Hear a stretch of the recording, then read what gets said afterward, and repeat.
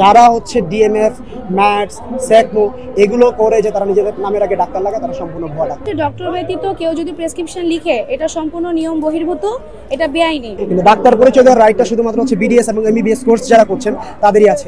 আমরা 5 বছর অমানবিক নির্যাতন সহ্য করে মানসিকভাবে বিপর্যস্ত হয়ে আমরা ডাক্তার হয়ে যখন ডাক্তার লেখি, আর তারা 6 থেকে মাত্র 12 মাসের একটা কোর্স করে তারা ডাক্তার লেখে, এটা হতে পারে না। দ্বিতীয়ত আপনারা দেখবেন যে তারা অনেকে আছে যারা হচ্ছে এইচএসসি পাশও না, এবং তারা অনেকে আছে ক্লাস 6 পাস, 7 পাস, ম্যাট্রিক পাশও না, তারা এরকম অনেক আছে। সো তারা হচ্ছে যদি চিকিৎসা করে তাহলে রোগীর এটা অসুবিধা হবে, দেশ ও জাতি হচ্ছে মনে করেন এটা থেকে অনেক বিফল পাবে। দ্বিতীয়ত যেটা যে এই জিনিসটা সৃষ্টি হয়েছিল যে 1971-এর পরে তৎকালীন যে সরকার ছিল, যেহেতু বাংলাদেশে স্কিল ডক্টরের অভাব ছিল, প্লাস বাংলাদেশে ডক্টরের ল্যাকিংস ছিল, সেই জন্য তাদেরকে একটু কর্মক্ষেত্র করে দেওয়া হয়েছিল যেন মানুষ প্রাইমারি ট্রিটমেন্টগুলো পায়। কিন্তু এখন দেখা যাচ্ছে যে তারা উড়ে এসে জুড়ে বসে গেছে। এখন বাংলাদেশে অনেক স্কিল ডক্টর আছে, অনেক স্পেশালাইজ হসপিটাল আছে। সো এই যে স্পেশালাইজ হসপিটালগুলো আছে, স্কিল ডক্টর আছে, তারাই সেবা দিতে পারবে আমরা আশা করি।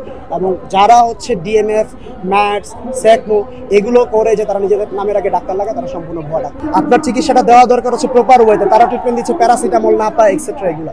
সো তখন যদি রোগীর কোনো সমস্যা হয়, যেহেতু তারা নামের আগে ডাক্তার লিখতেছে, তখন দেখা যায় দোষটা ডাক্তার সমাজের উপরে আসে। আপনার উপর যখন কোনো একটা ভুল ট্রিটমেন্ট প্রয়োগ হয়, আপনি কিন্তু দেখবেন না যে সে আসল ডাক্তার নাকি নকল ডাক্তার, আপনি কিন্তু তখন বলবেন যে না, ডাক্তার সমাজই ভুল চিকিৎসা দিয়েছে। সো এই কারণে তখন যারা হচ্ছে অরিজিনাল ডক্টর আছেন তাদের উপর দোষগুলো চলে যায়। সো মূলত এই বৈষম্যগুলো দূর করার জন্য, মানুষ যেন প্রপার ট্রিটমেন্ট পায়, মানুষ যেন সুস্থ থাকতে পারে, সেজন্যই আমরা এখানে আজকে এসেছি।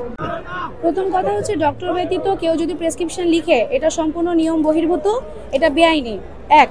দ্বিতীয় কথা হচ্ছে যে যারা ভুয়া ডাক্তার, যারা যে কাজটা করে আসছে দীর্ঘদিন, ভুল চিকিৎসা করছেন, ভুল ওষুধ দিচ্ছেন, সেটার কারণে রোগীর ক্ষতি হচ্ছে শরীরে, রোগী রেজিস্ট্যান্স হয়ে যাচ্ছে।